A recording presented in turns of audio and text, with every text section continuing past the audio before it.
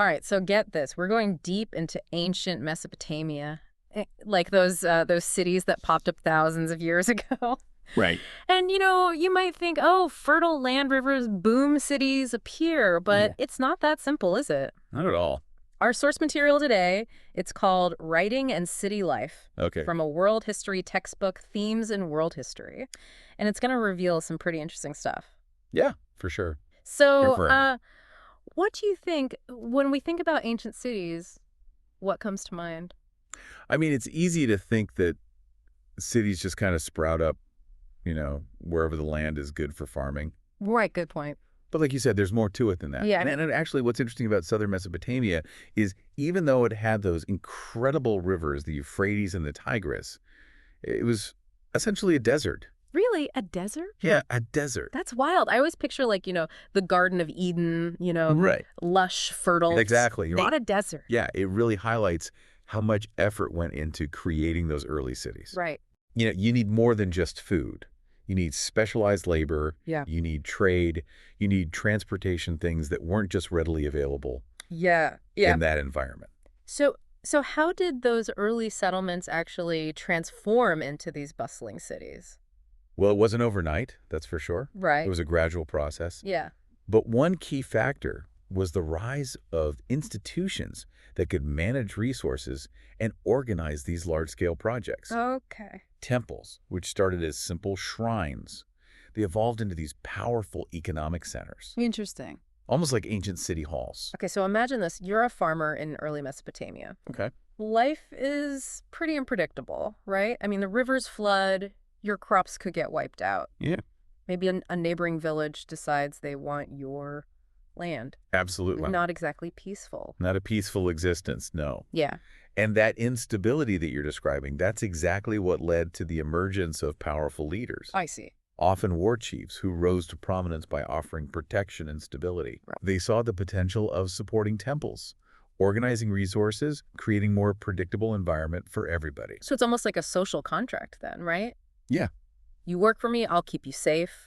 I'll make sure you've got food on the table. Precisely. Makes sense. And we see this play out in a city like Uruk. Okay. As it expanded around 3000 BCE, archaeological surveys show that a lot of smaller villages were abandoned.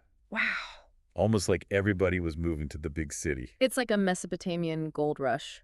Yeah, you could say that. But building those massive cities? Yeah. It must have taken a ton of manpower. Right. Did everyone just volunteer their time? Well, let's just say they had a system. Okay. It was called corvée, which was a form of compulsory labor. Corvée. Yeah. Oh. Think of it like ancient taxes, but you're paying with your labor instead of money. Okay. And it was this system that allowed them to undertake those really impressive construction projects. So it's like everyone chipping in to build the pyramids. But instead of pyramids, it's ziggurats and city walls. Exactly. But then this level of organization, this complexity, it makes me wonder, how did they keep track of everything? That's a great question. Was it all just word of mouth? That's where writing comes in. Okay. Try to imagine managing all of the resources of a city, the labor, without any written records. Chaos. Yeah, it would have been impossible. The earliest tablets that we find from around 3200 BCE, they're basically like ancient spreadsheets. Interesting. Lists of goods coming in and out of temples. Oh. Okay. Evidence of that growing need for accountability. So you're saying record keeping was a hot career path back then? Absolutely essential. But how did they go from those simple lists to a full-blown writing system? It's pretty amazing. Yeah. It's a really remarkable feat of human ingenuity. They started with basic pictures representing objects, numbers, Okay. and then they gradually developed symbols for syllables, and then boom, you've got this complex writing system called cuneiform. Cuneiform. Yeah, it's a huge intellectual leap. Yeah. I'm trying to picture myself learning cuneiform, Yeah. and my brain hurts already. It's complicated. But you mentioned earlier that literacy was limited to a select few. Right. So how did this invention of writing actually impact the average Mesopotamian? Okay, well, let's consider a story from the Epic of Enrekar. Okay. So the king wants lapis lazuli for a temple, and he sends messengers to a distant land. Okay. Now imagine trying to communicate complex instructions over long distances just relying on memory. Yeah, that's a recipe for disaster. Right. Yeah. And according to the story, this is what sparked the invention of writing. Wow. Now, whether it's entirely true or not, It illustrates how the Mesopotamians themselves saw writing as this transformative force That's so cool. that's intertwined with their ideas about leadership and progress. So we're talking about more than just accounting here, right? Exactly. This is expanding their influence, facilitating trade, Absolutely. like revolutionizing how they interacted with the world. It changed everything. It's like inventing the internet of the ancient world. You got it. That's wild. Writing wasn't just about documenting the present. It was about shaping the future. I like that. It allowed them to communicate ideas, preserve knowledge, build upon the achievements of past generations. Okay, so we've got these incredible cities, this revolutionary invention. Right. But what was it actually like to live in one of these ancient metropolises? Good question. Let's take a virtual stroll through the streets of Ur. Okay. What do we see? What's it like? Well, first of all, you got to ditch the idea of a neatly planned grid system. Okay. Imagine narrow, winding streets, Okay. houses built on irregular plots, Okay. and a very organic, almost unplanned feel to it all. Interesting. Not exactly designed for chariots or large-scale transportation. So more like a medieval European city than a modern metropolis? Yeah, more like that. Okay, what about the houses themselves? All right, let's step inside a typical house in Ur. Okay. You'll notice the central courtyard, a really clever way to capture sunlight and create a private space. The inward sloping roofs were designed to collect rainwater, which is essential in a dry climate. Oh, yeah, good point. And those doorways, they weren't just for entering and exiting. All right. They were your primary source of light. Wow. So no skylights or floor-to-ceiling windows? No, not so much. Sounds cozy, but maybe a bit dimly lit. A little bit. What else can you tell me about daily life in Ur? Did they have streetlights, garbage collection? Well, let's just say sanitation wasn't their top priority. Oh. You would likely encounter a household refuse in the streets. Right? And yes, a certain aroma that comes with it. I can imagine. But they did have drains in their courtyards, so they weren't completely oblivious to hygiene. We can't have it all, right? Right. But it sounds like there was a sense of community in these tightly packed neighborhoods. For sure. Did they have any, like, quirky beliefs or superstitions about their home? Oh, absolutely. They believed that a raised threshold brought wealth. Oh, really? A front door not facing another house was lucky. Okay. But watch out if the main door opened outward. Uh-oh, why? The wife would be a torment to her husband. A torment. That's what they thought. It's so interesting how even those little everyday details Yeah. give us this glimpse into their worldview. Exactly. But let's journey a bit upstream on the Euphrates to another fascinating city. Okay, Mari. Hurry! What sets it apart from Ur? Well, Mari represents a different side to Mesopotamian urban life. Okay. It was located in a region where agriculture met pastoralism, and it thrived as a trade hub, Interesting. kind of a bustling crossroads connecting different cultures and economies. Okay, so you've got farmers and nomadic herders all converging in this one spot. Exact. Sounds like a recipe for conflict. Well, it was definitely a balancing act. Yeah. The pastoralists, they needed to trade their animals and goods, but their mobility also made them potential raiders. Right. So the kings of Mari had to carefully manage their movement, I bet. make sure that the economic benefits of trade didn't come at the cost of security. Makes sense.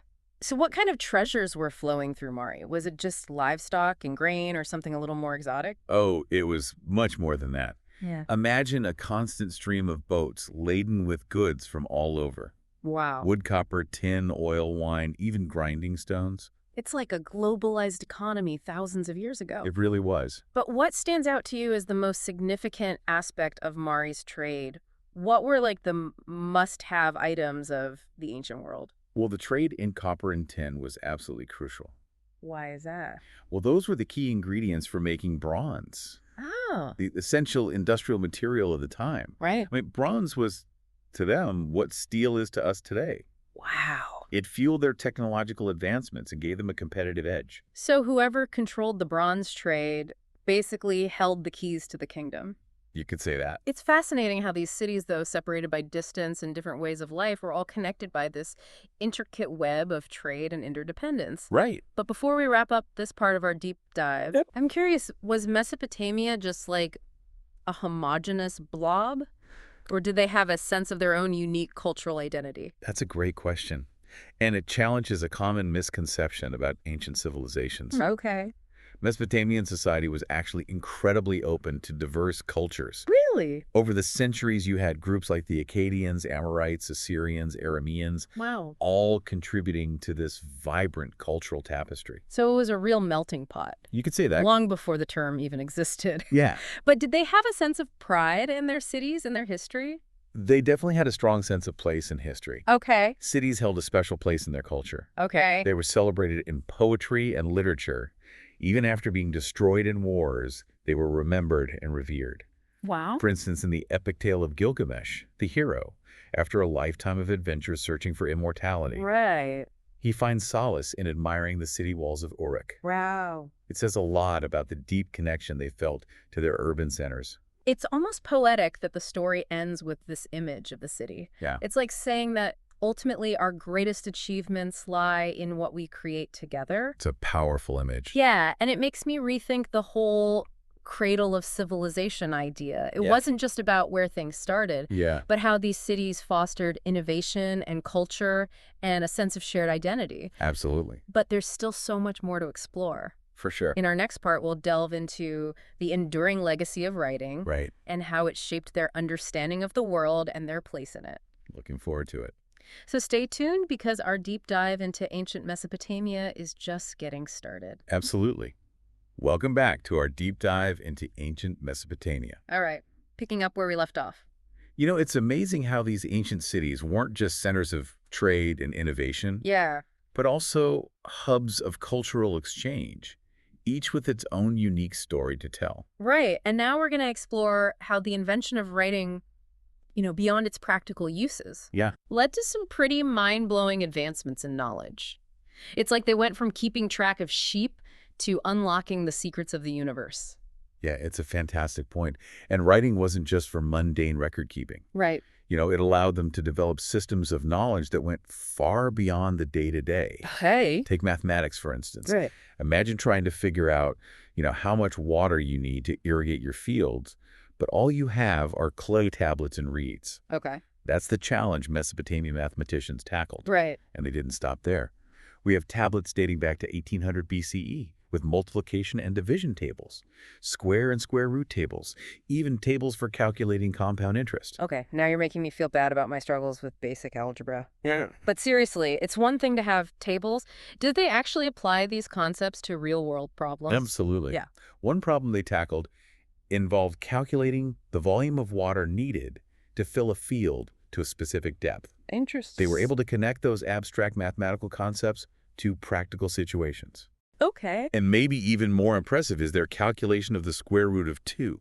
Wow. They got incredibly close to the actual value, Yeah. which is pretty amazing considering they were working with clay tablets and reeds. It really makes you appreciate the brilliance of these ancient thinkers, right? Oh, yeah. We tend to focus on the monuments and the inventions. Yeah, But behind all that were these incredible minds grappling with these complex problems. exactly. But tell me, did their mathematical prowess extend beyond those practical applications? It did. Their love for numbers actually had a profound impact on our understanding of time.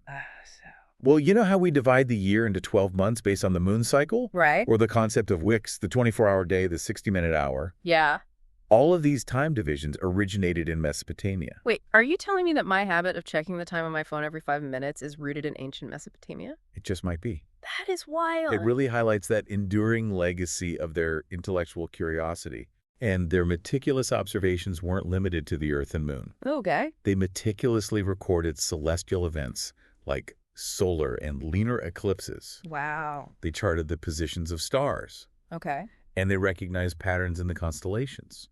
They were pioneers in astronomy, mapping the heavens long before we had telescopes and satellites. So they were not only mathematicians and engineers, but also astronomers. Exactly. That's incredible. Yeah. But with all this knowledge accumulating, how did they ensure it wasn't lost? Did they Right. have universities or libraries back then? That's where formal schools played a crucial role. Okay. Scribes, those masters of writing, Right. didn't just work for the administration. They were intellectuals who studied in schools, copied earlier tablets, learned from their predecessors, and expanded upon existing knowledge. So these schools were like the ancient world's research centers. You could say that. The incubators of all those Mesopotamian intellectual achievements. Exactly. It's fascinating to imagine these ancient classrooms with students hunched over clay tablets grappling with the mysteries of the universe. Right. It really challenges our modern notion of what a school looks like. It does. But I'm curious, did they also value preserving their past, their history? Oh, they absolutely did. Okay. They had a profound reverence for their history, actively seeking to preserve it for future generations. Okay. One remarkable example is the library of Assurbanipal, the last great Assyrian king. Okay, so he was like the ultimate history buff. Yeah, he was a voracious collector of knowledge Okay. and amassed a vast library at his capital, Nineveh.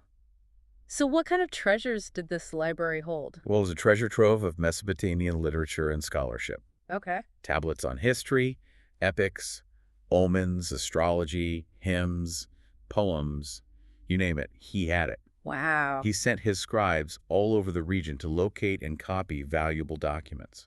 Okay. And because scribes were trained to read ancient texts, Right. they knew exactly where to look and how to decipher those ancient writings. So it wasn't just a random collection of clay tablets? Yeah. It was a carefully curated and organized archive, Exactly. like a museum dedicated to their intellectual heritage. Yeah, they even had a system of cataloging, Oh, wow. using clay labels to identify the contents of tablet baskets.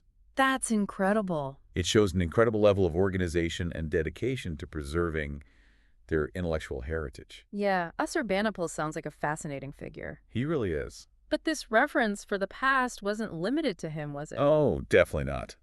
Take Nabonidus, Okay. the last ruler of independent Babylon. All right.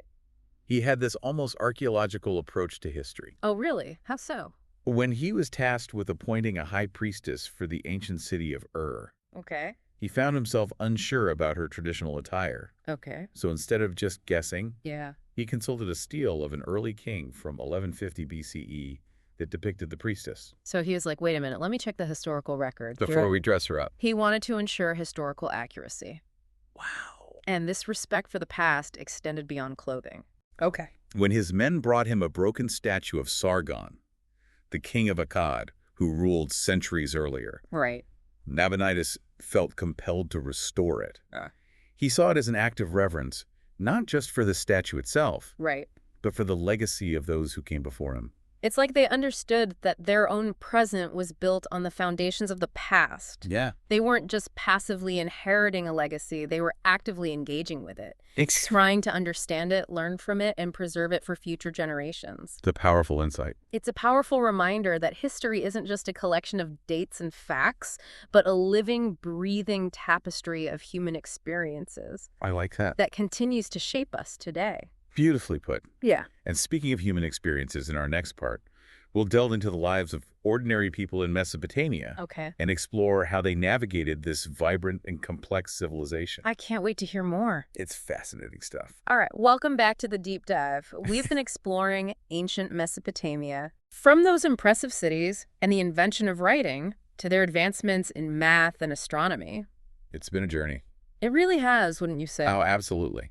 It's incredible to see how this civilization, often called the cradle of civilization, laid the groundwork for so much of what we take for granted today. Right. But with all this talk of kings and temples and these big achievements, Yeah. it makes me wonder, what was life actually like for the average Mesopotamian? Like, what were their homes like? Yeah. Their families? Right. Their hopes and dreams? It's easy to get lost in the big picture stuff. Yeah. But ultimately, history is about people, right? It is. So what can you tell us about the lives of those everyday folks? Well, our sources don't always give us a detailed diary of their daily routines, Right. but we can piece together some insights from archaeological evidence and legal texts. Okay. One thing that's clear is the importance of family. Okay. The nuclear family, a couple and their children, that was the basic unit of society. And sons often stayed with their parents even after marriage. Oh, so you had these multi-generational households. Exactly. Lots of family dinners, I imagine. I can picture it. But what about the role of women? Were they confined to the domestic sphere, or did they have a say in things? It's a good question. It's a question that continues to fascinate historians. Yeah. And the evidence suggests a more nuanced picture than we might assume. Okay.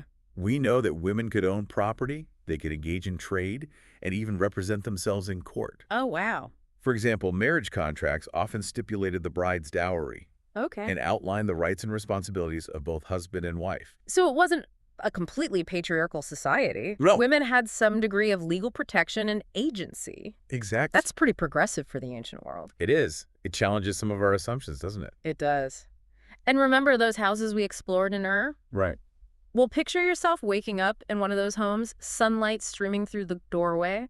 Okay. You step out into those bustling streets. Yeah. Donkeys carrying goods, merchants hawking their wares, Right. the sounds of children Right. playing, the constant hum of city life. It must have been a sensory overload. I can almost hear the street vendors calling out their deals. Me too. But with all that activity, I imagine there were some downsides too. Oh, for sure. We talked about sanitation being a challenge. Right. But what other hardships might the average Mesopotamian have faced? Well, life in any ancient city came with its risks. Yeah, Disease was a constant threat. of course. Fires could quickly spread through those densely packed neighborhoods. Right. We find legal texts outlining concerns about theft and assault, Okay. other crimes, and of course the ever-present threat of war loomed over their lives. It makes you appreciate the relative safety and comfort of modern life. It really does. But despite these challenges, it seems Mesopotamian cities continued to thrive. They attracted people from all over. Yeah. So what do you think was the draw? What made those risks worth taking? Well, cities have always held a certain allure, haven't they? Yeah. They represent opportunity, Okay. the chance for economic advancement, social mobility, Yeah. access to a wider world of ideas and experiences. Yeah. They were centers of innovation, creativity, cultural exchange. It's a story that's still unfolding today, isn't it? It is. People flocking to cities, Yeah. seeking a better life, Mm-hmm. drawn by the promise of something more. Exactly. It's like a fundamental human impulse. Is. This desire to be part of something bigger than ourselves. You've hit the nail on the head. It's the story of ancient Mesopotamia. Yeah. While thousands of years old, it speaks to something deeply human, Right. something that transcends time and place. It does. It reminds us that cities are more than just physical spaces. Oh, okay. They're reflections of our shared human journey, Yeah. our aspirations, our triumphs, and our failures. That's beautiful. It's been a truly eye-opening experience. It has. Exploring this ancient world, uncovering the roots of urban life. The power of writing, the enduring legacy of a civilization that shaped the course of history. Absolutely. We've seen how their ingenuity, their thirst for knowledge, and their resilience laid the groundwork for so much of what we value today. And as with any deep dive, we're left with more questions than answers. Always. But that's the beauty of history, isn't it? It is. It sparks our curiosity, challenges our assumptions, and encourages us to keep exploring, to keep digging deeper. So true. And speaking of digging deeper, I have one final question for you Okay. and for our listeners to ponder. Right. Considering how pivotal writing was to Mesopotamian civilization, Right. their record keeping, their mathematics, their astronomy, Yeah. even their understanding of leadership, Mhm. how might their history have unfolded differently without it? Mm. Could they have achieved such remarkable advancements solely through oral tradition? It's a thought-provoking question to leave us with. It is, as we continue to explore the fascinating world of the past. A fantastic question indeed. It reminds us to never take for granted the tools and technologies that shape our lives, That's right. and to appreciate the enduring power of human ingenuity and creativity. Well said. A huge thank you to our expert for guiding us through this incredible journey. My pleasure. And to our listeners, keep those questions coming, keep diving deeper, and keep the love of history alive.